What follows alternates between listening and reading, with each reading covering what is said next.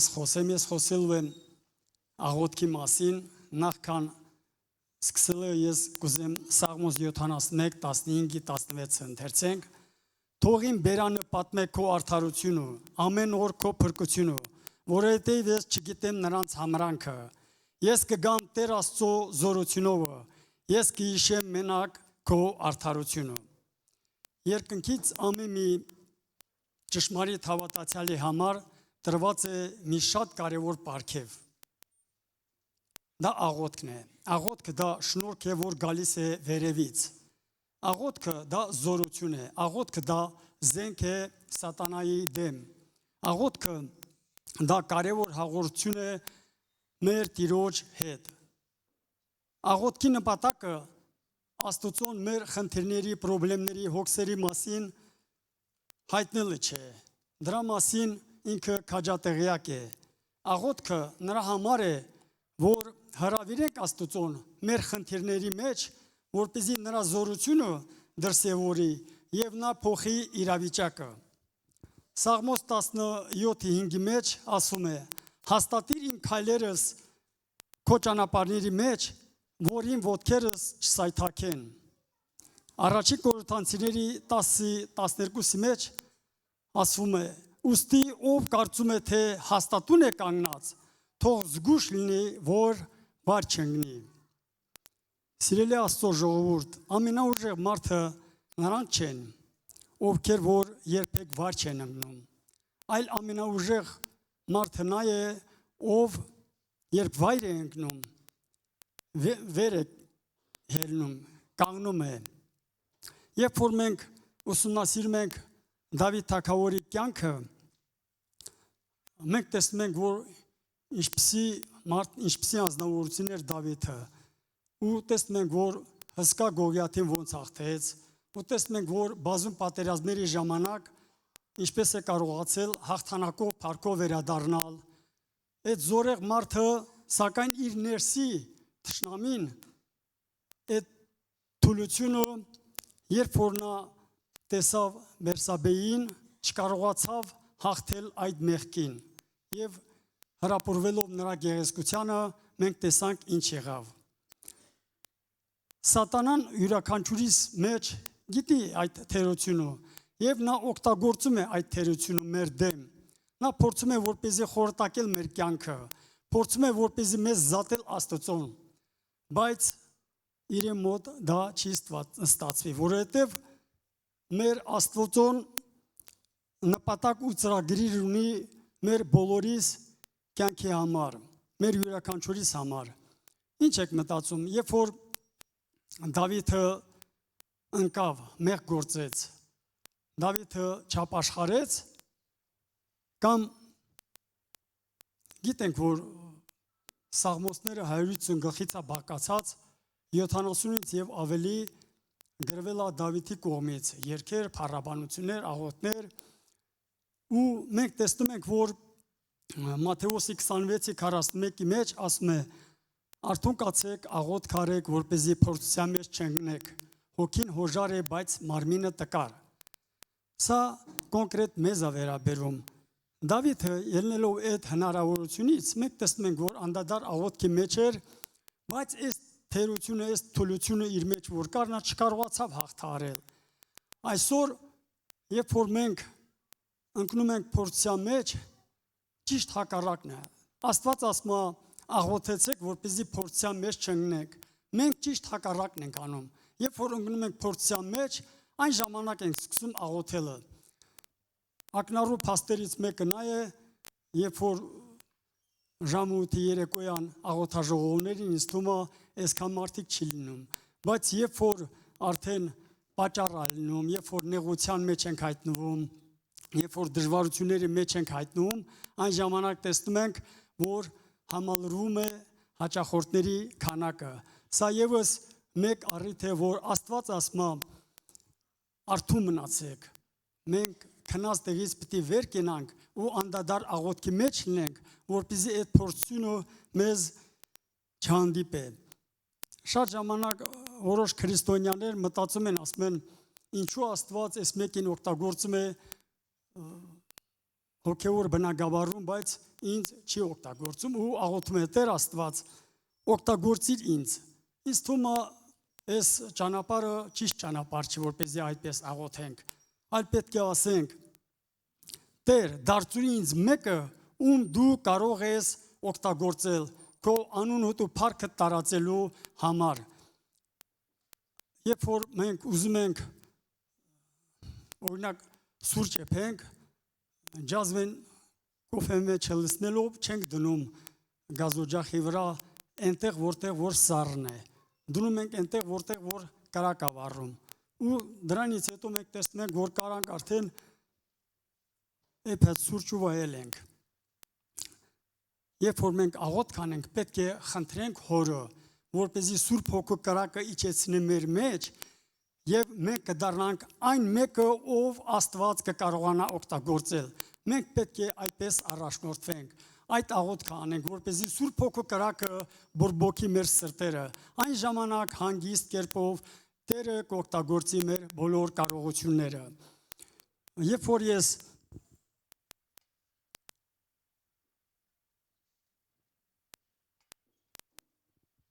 Ու ապրում եմ Երևան քաղաքում, երբ որ առավոտները դուրս եմ գալիս տնից, տենց կարճ աղոթք եմ անում, ասում Տեր Աստված, ինձ հնարավորություն ընձեռնի, որպեսզի հանդիպակաց մարդկանց քո մասին պատմեմ, որովհետև մենք բոլորս դրան ենք կանչված, որպեսզի պատմենք երկնքի արքայության մեջ, մարդկանց պատմենք Քրիստոսի մասին, փրկության մասին, որ մարդիկ ընդունեն Աստծուն ու երբ որ այս կյանքին հրաժեշտ տան, չընկնեն գիտենք որտեղ, այլ վայելեն հավիտենական կյանքը։ Ու տենց պատահական իմ աշխատանքի վայրս տարբեր տեղեր ալնում ու տենց նստարանին նստած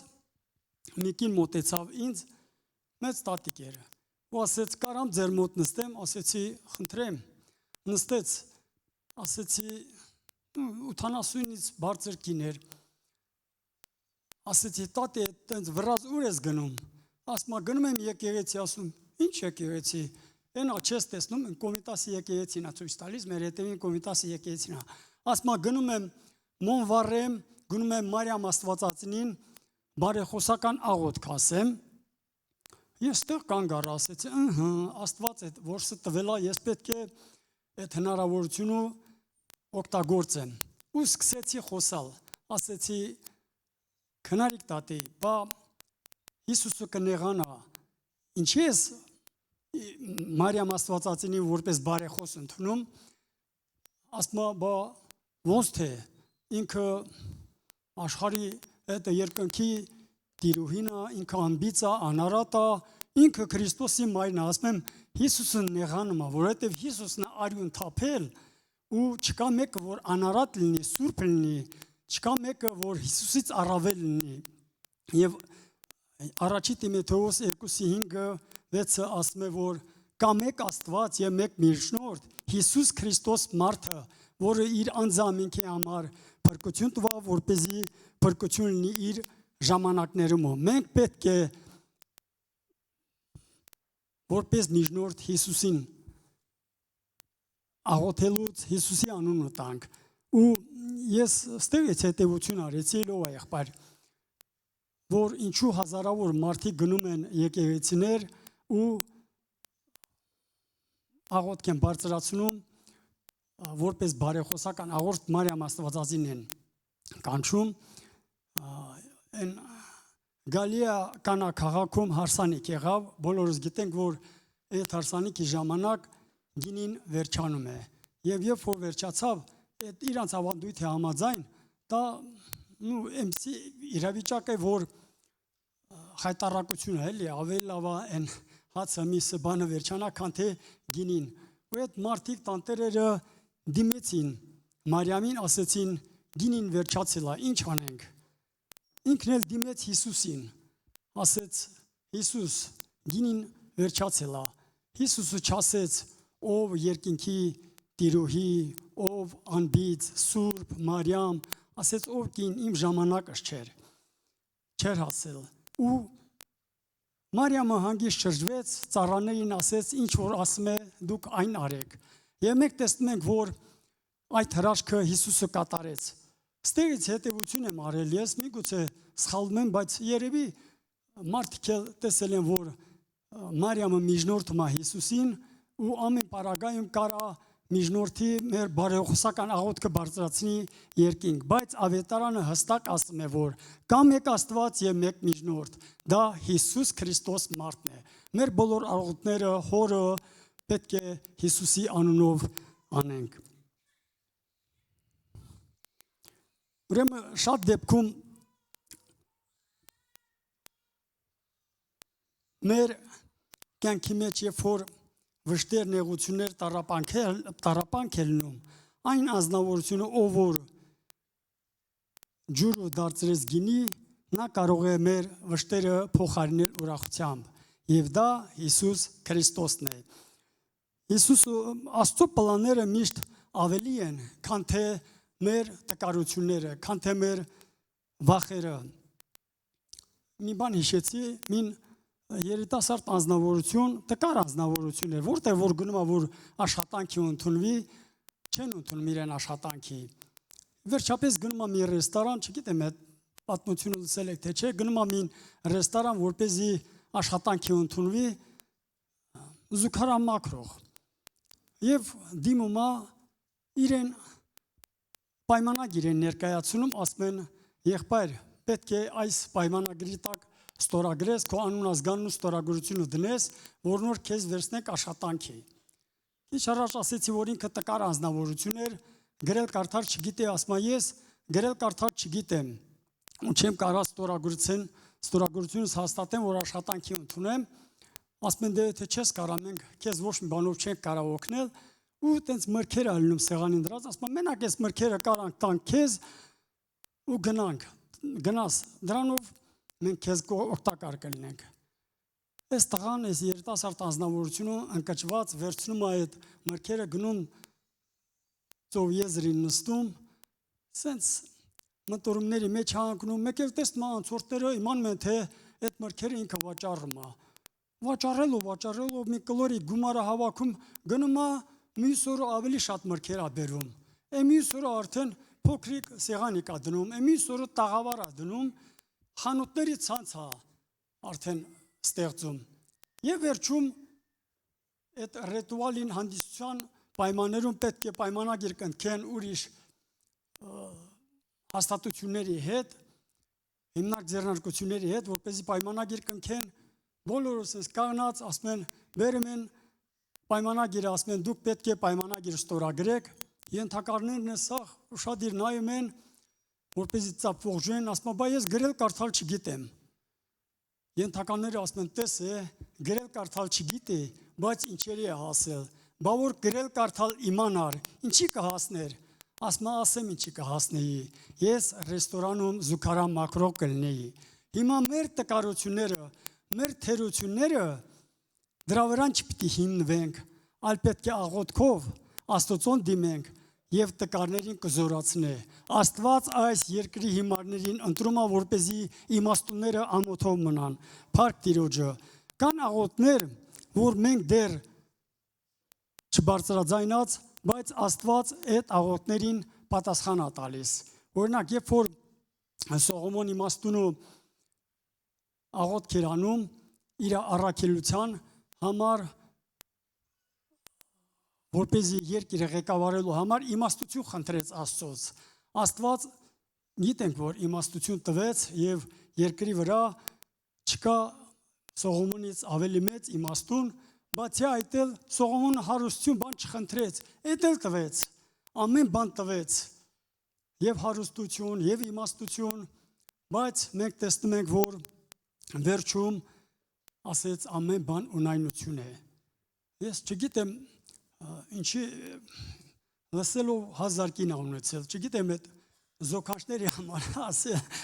այդ ունայնությունը երևի այդ դժվարությունները շատ դժվար է հաղթահարել այդ իմաստուն մարդը իհարկե սա կատակ իմանում Սաղմոս 37:4-ի մեջ ասում է Տիրոջմով ուրախացիր եւ նա կտա քեզ քո սրտի ուզածները Մատթեոս 6:33-ի մեջ Սակայն առաջ Աստծո արքայությունը եւ նրա արդարությունը խնդրեցեք եւ այդ ամենը կտրվի ձեզ։